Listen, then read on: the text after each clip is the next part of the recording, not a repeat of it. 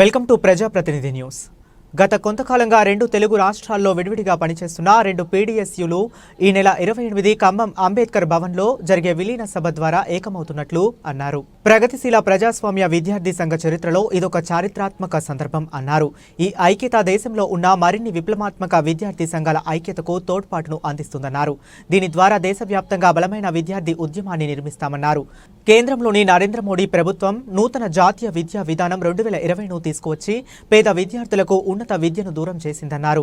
దేశంలో నిరుద్యోగం, అవిద్య, అనారోగ్యం పెరిగిపోయిందని వాపోయారు. యూజీసీ నియామక నిబంధనలను తమకు అనుకూలంగా మార్చుకుని విశ్వవిద్యాలయాల్లో మతోన్మాద శక్తులకు నిలయాలుగా మార్చేందుకు కుట్రలు జరుగుతున్నాయన్నారు. బీజేపీ పరిపాలిత రాష్ట్రాల్లో పేపర్ లీకేజీలకు పాల్పడి నిరుద్యోగుల గొంతు కోసిందన్నారు. అదేవిధంగా బీహార్లలో పేపర్ లీకేజ్ అయ్యి లక్షలాది మంది విద్యార్థులు రోడ్లపైకి వచ్చి ఆందోళన చేశారన్నారు. విద్యార్థులకు బోధించే సిలబస్లో మూఢనమ్మకాలను ప్రేరేపించే బాణామతి, చేతబడి, జ్యోతిష్యం లాంటి అంశాలను చొప్పిస్తుందన్నారు. అదేవిధంగా మతోన్మాద ఫాసిస్టు రాజ్యాన్ని నిర్మించేందుకు తీవ్రమైన ప్రయత్నం చేస్తుందని, విద్యార్థులుగా దీనిని తిప్పికొట్టాల్సిన తక్షణ కర్తవ్యం నేడు ఉందన్నారు. రాష్ట్రంలోని రేవంత్ రెడ్డి సర్కార్ చిన్న చిన్న సమస్యలను కూడా విద్యా కమిషన్కు ముడిపెట్టడం వల్ల కమిసే సౌకర్యాలు లేక ప్రభుత్వ విద్యా సంస్థలు తీవ్రమైన ఇబ్బందుల్లో ఉన్నాయన్నారు. వేలాది పాఠశాలలను మూసివేయడానికి తీవ్రమైన ప్రయత్నం చేస్తుందన్నారు. కేంద్ర, రాష్ట్ర ప్రభుత్వాలు ప్రవేశపెట్టబోయే బడ్జెట్లో విద్యారంగానికి అధిక శాతం నిధులు కేటాయించాలని డిమాండ్ చేశారు. పాలకులు మారినా వారి విధానాలు మారకపోవడం వల్ల విద్యారంగం రోజురోజుకి తీవ్రమైన సమస్యలతోని సుడిగుండంలోకి వెళుతుందన్నారు. ప్రభుత్వ విద్యారంగాన్ని కాపాడుకునేందుకు ప్రైవేటు, కార్పొరేట్ విద్యా సంస్థలకు వ్యతిరేకంగా భవిష్యత్తులో పీడీఎస్యూ బలమైన పోరాటాల నిర్మిస్తుందన్నారు. రెండు విప్లవ సంఘాల ఐక్యత దానికి తోడ్పాటును అందిస్తుందన్నారు. ఈ కార్యక్రమంలో పీడీఎస్యూ ఖమ్మం జిల్లా ప్రధాన కార్యదర్శి గోకినపల్లి మస్తాన్, నాయకులు ధనుశ్రీ, సాగర్, సంపత్, పవన్, భాను తదితరులు పాల్గొన్నారు.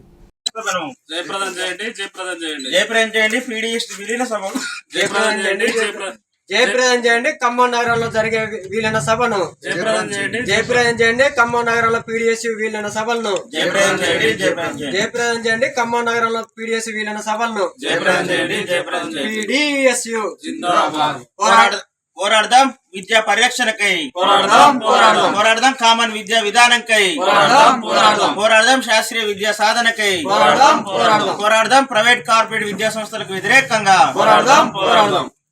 విద్యార్థి సంఘాల ఐక్యత, పోరాడదాం శాస్త్రీయ విద్యా సాధనకై, పోరాడదాం మోడీ పాజిటివ్ విధానాలకు వ్యతిరేకంగా. నా పేరు మస్తాన్, పీడీఎస్యూ ఖమ్మం జిల్లా ప్రధాన కార్యదర్శి. రెండు పీడీఎస్యూల విలీన సభను ఖమ్మం నగరంలో అంబేద్కర్ భవనంలో జరుపుకోబోతా ఉన్నాం. దాని సందర్భంగా ఈరోజు ఖమ్మం నగరంలోని సిపిఐఎంఎల్ న్యూడెమోక్రసీ పార్టీ ఆఫీసులో ప్రెస్ మీట్ ఏర్పాటు చేయడం జరిగింది. దీనికి పీడీఎస్యూ రాష్ట్ర అధ్యక్ష కార్యదర్శులు మహేష్, భువనగిరి మధు, నాగరాజు పాల్గొంటా ఉన్నారు. ఈ సందర్భంగా పీడీఎస్యూ రాష్ట్ర అధ్యక్షులు మహేష్ అని మాట్లాడుతుంటే కోరుతాను. మిత్రులందరికీ నమస్కారం. నా పేరు మహేష్, పీడీఎస్యూ రాష్ట్ర అధ్యక్షుడిని. ఈ సమావేశంలో హైదరాబాద్ సెంట్రల్ యూనివర్సిటీ నుంచి వెస్ట్ బెంగాల్ పీడీఎస్యూ నాయకుడు అరిఫ్నే కూడా పాల్గొంటారు. తెలియజేస్తూ గత దాదాపు 10 సంవత్సరాలుగా రెండు పీడీఎస్యూ సంస్థలు ఈ రాష్ట్రంలో, రెండు తెలుగు రాష్ట్రాల్లో విడివిడిగా పనిచేస్తున్న ఒక స్థితి మనకు కనబడతా ఉంది.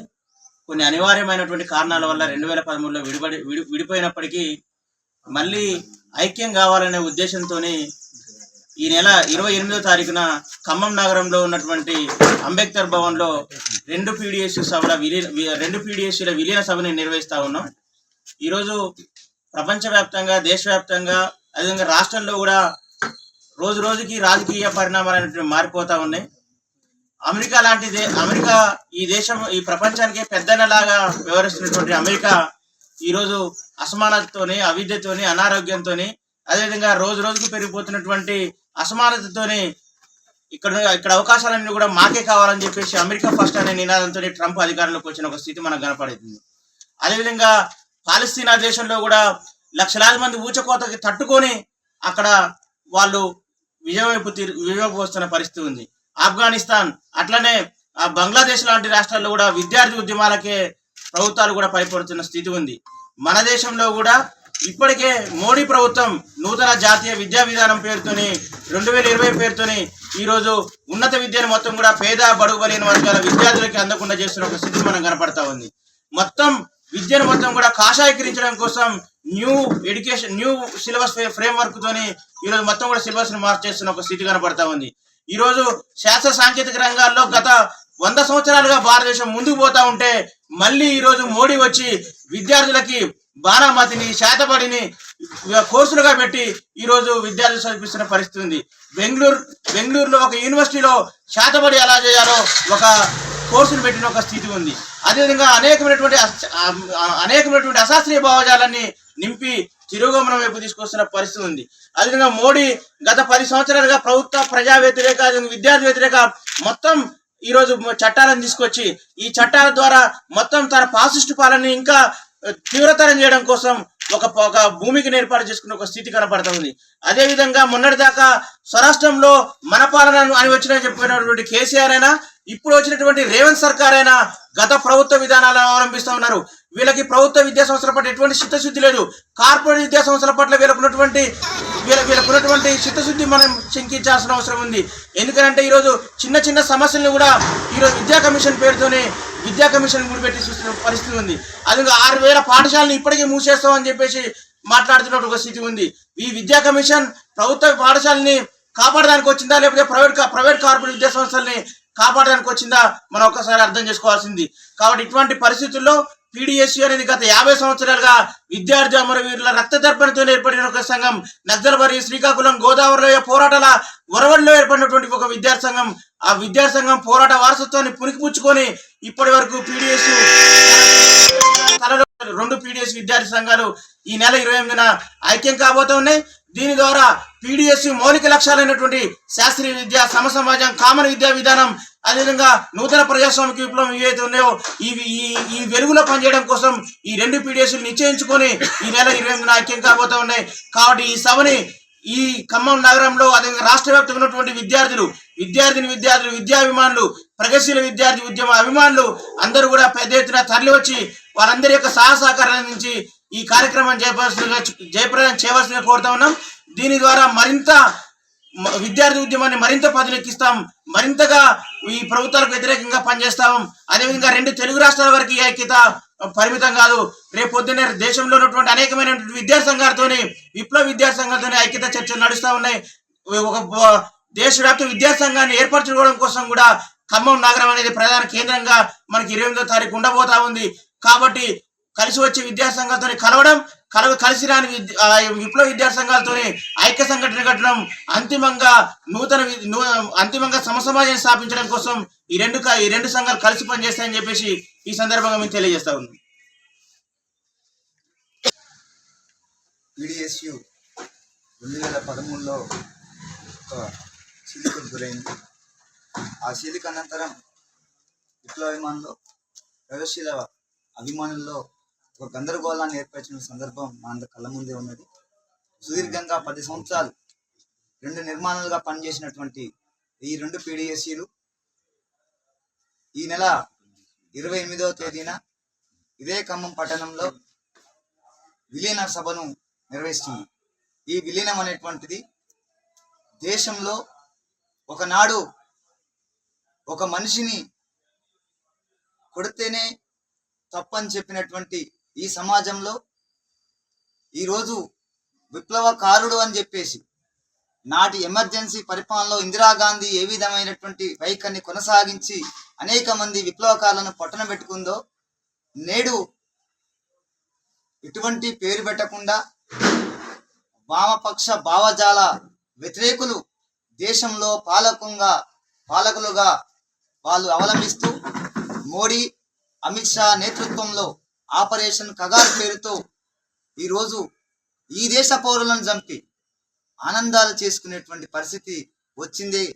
అటువంటి తరుణంలో ఒక విప్లవ విద్యార్థి సంఘంగా నాటి నక్సల్బరీ పోరాటం, గోదావరిలోయ ప్రతిఘటన పోరాటం, అనేక పోరాటాలకు ఒక విప్లవ విద్యార్థి సంఘంగా అనేక మంది విప్లవ వీరులను అందించినటువంటి సంఘంగా ఆనాడు చూస్తే ఈ దేశంలో విప్లవోద్యమానికి అగ్ర నాయకత్వం ఉన్నటువంటి ప్రతి నాయకుడు కూడా ఈ యొక్క ప్రగతిశీల విద్యార్థి ఉద్యమం నుంచి వచ్చిన వారేటువంటి విషయాన్ని మనం గమనంలో ఉంచుకొని ఈ దేశంలో ఇప్పుడు జరుగుతున్న ఆపరేషన్ కగారు కావచ్చు, మోడీ అమిత్ షాల యొక్క ఫాసిస్టు ప్రభుత్వం విధానాలు కావచ్చు, విద్యా వ్యతిరేక విధానాలు కావచ్చు, రైతు వ్యతిరేక విధానాలు కావచ్చు, వీటన్నిటి మీద సమరశీల పోరాటాలు చేయాలి అంటే పోరాటేటువంటి శక్తులన్నీ ఏకం కావాల్సిన అవసరం ఉన్నది. అందుకోసమే ఇదే ఖమ్మం కేంద్రంగా ఖమ్మం కేంద్రంగా అయితే రెండుగా చీలిపోయి 2 మాసాలు ఇక్కడ జరుపుకున్నామో అదే కేంద్రంలో మళ్ళీ నూతన వరవడితోటి 2 విప్లవ విద్యార్థి సంఘాలు ఐక్యంగా కలిసి ఈ ఐక్యత అనేటువంటి దేశవ్యాప్తంగా ఉన్నటువంటి మిగిలిన విప్లవ విద్యార్థి సంఘాలకు ఒక ప్రేరణ ఇచ్చే విధంగా ఈ సభను జరపడం కోసం PDSU తెలంగాణ 2 రాష్ట్ర కమిటీలు ఈ రోజు ఈ సమావేశం ఏర్పాటు చేశాం. ప్రత్యేకించి ఖమ్మంకో చరిత్ర ఉన్నది. ఖమ్మం అంటేనే కమ్యూనిస్టుల చరిత్ర. ఉమ్మడి ఖమ్మం జిల్లాలో అనేక విద్యార్థి ఉద్యమాలకు నాయకత్వం వహించిన చరిత్ర PDSUకు ఉన్నది. అంతేకాదు మన ఖమ్మం జిల్లా నుండే ఇక్కడ PDSU వ్యవస్థాపకుడైనటువంటి JSS ప్రసాద్ ఈ ఖమ్మం జిల్లాలో అమరత్వం పొందిండు. శ్రీపాద శ్రీహరి ఈ ఖమ్మం జిల్లాలో అమరత్వం పొందిండు.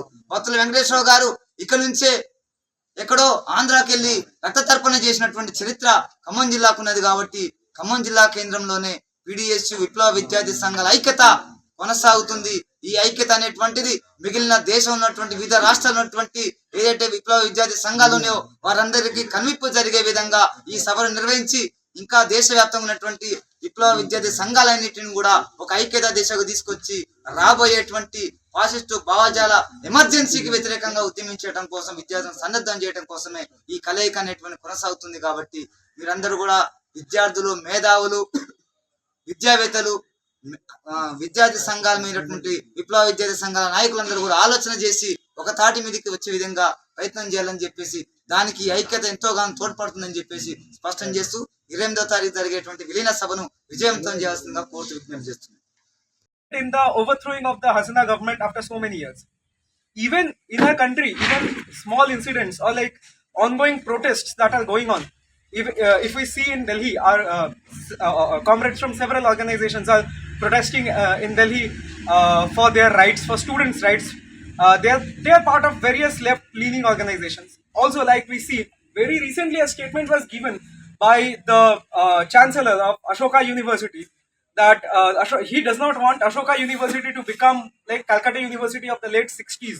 He doesn't want to become Ashoka University a political university. But what happened very recently was that students, very common students from Ashoka University organized themselves in students front and they started protesting against the anti-student surveillance measures. So wherever there is brutality, wherever there is oppression, resistance is inevitable to fall. But coming on the con side, coming on the negative side, we have also seen that student politics, student movements have been hijacked by several organizations, or rather they do not claim themselves to be organizations. So we have to also be very sure about what organizations or not organizations to come in alliances with, and we have to be careful about these organizations that try to claim the students movement and try to hijack radical student politics influences. So with this impetus, we are merging, the 2 PDSU state committees are merging, and on my behalf I wish PDSU a very very grand success on this event. Thank you. ఈరోజు సమావేశంలో పాల్గొన్నటువంటి ప్రతి ఒక్కరికి, అదేవిధంగా media మిత్రులకు PDSU Telangana రాష్ట్ర కార్యవర్గం తరఫున విప్లవ వందనాలు తెలియజేస్తున్నాం. PDSU ఆవిర్భవించి దాదాపు 50 సంవత్సరాలు అయిపోతున్నటువంటి క్రమంలో PDSU దాదాపు ఒక 11-12 సంవత్సరాల క్రితం 2013లో PDSUలు 2 PDSUలుగా తెలుగు రాష్ట్రాలలో కొనసాగుతున్నటువంటి పరిస్థితి ఉంది. కానీ ఇక నుండి ఈ రోజు రాష్ట్రంలో కావచ్చు, దేశంలో కావచ్చు, అధికారంలో ఉన్నటువంటి బీజేపీ ప్రభుత్వం కావచ్చు, అదేవిధంగా ఇక్కడ ఉన్నటువంటి ఇంతకుముందు ఉన్నటువంటి BRS ప్రభుత్వం, ఇప్పుడు కొత్తగా ఉన్నటువంటి కాంగ్రెస్ ప్రభుత్వాలు ఏదైతే ఉన్నాయో ఈ కేంద్ర రాష్ట్ర ప్రభుత్వాలు విద్యా వ్యతిరేక విధానాలు అవలంబిస్తూ ఉన్నాయి. కాబట్టి ఈ రోజు రాష్ట్రంలో ఉన్నటువంటి పేద ఎస్సీ ఎస్టీ బీసీ మైనారిటీ విద్యార్థులకు ఈరోజు విద్యను దూరం చేస్తున్నటువంటి పరిస్థితి ఒక పక్క ఈ యొక్క తెలుగు రాష్ట్రాల్లో కొనసాగుతా ఉంది. ఈరోజు కార్పొరేటీకరణ పేరుతో విద్యా కాషాయీకరణ, అదేవిధంగా కార్పొరేటీకరణ పేరుతోటి ఈరోజు ఎస్సీ ఎస్టీ బీసీ మైనారిటీ విద్యార్థులకు విద్యను దూరం చేస్తూ ఉన్నారు. అదేవిధంగా ఒక పక్క తెలంగాణ రాష్ట్రంలో యూనివర్సిటీలను మొత్తం ప్రైవేటైజేషన్ చేసి ఉన్నత విద్యను అందకుండా చేస్తున్నటువంటి పరిస్థితి కూడా ఒక పక్క కొనసాగుతా ఉంది. అదేవిధంగా ఈ కేంద్ర ప్రభుత్వం అధికారంలోకి వచ్చిన తర్వాత ఈరోజు విద్యార్థుల పైన, ప్రజలపైన, అదేవిధంగా మతం పేరుతోటి, కులం పేరుతోటి అనేకమైనటువంటి దాడులు కొనసాగిస్తా ఉన్నారు. కాబట్టి ఇలాంటి తరుణంలో ఏదైతే 2 PDSలుగా పనిచేస్తున్నటువంటి ఒక విద్యార్థి సంఘంగా కొనసాగుతున్నటువంటి ఈ యొక్క 2 విద్యార్థి సంఘాలు ఈ నెల 28వ government came to power in the country, the state has been moving towards being a more fascist state with each and every passing year. And in this scenario, we have to decipher what is the exact duty of the student organizations and how more and more students can be attracted to radical politics. The other thing is, we have both seen very positive and negative things about student politics in the recent years. The positive things being ప్రభుత్వాలు అవలంబిస్తున్నాయో విద్యార్థి వ్యతిరేక విధానాలకు వ్యతిరేకంగా కూడా భవిష్యత్తులో పెద్ద ఎత్తున విప్లవ విద్యార్థి ఉద్యమాన్ని నిర్మిస్తామని చెప్పేసి తెలియజేస్తా ఉన్నాం. కాబట్టి అందరికీ సమానమైనటువంటి హక్కులు కల్పించడం కోసం కూడా ఈ యొక్క విద్యార్థి సంఘం పనిచేస్తూ ఉంది. కాబట్టి భవిష్యత్తులో కూడా పెద్ద ఎత్తున ఉద్యమాలు నిర్వహించి ఈ యొక్క ప్రజా వ్యతిరేక విధానాలు, విద్యార్థి వ్యతిరేక విధానాలకు వ్యతిరేకంగా పోరాటాలు నిర్వహిస్తామని తెలియజేస్తూ నాకు అవకాశం కల్పించినటువంటి ధన్యవాదాలు తెలియజేస్తూ 28వ తారీఖున జరిగేటువంటి ఈ యొక్క సభను విద్యార్థులు, మేధావులు, ప్రగతిశీల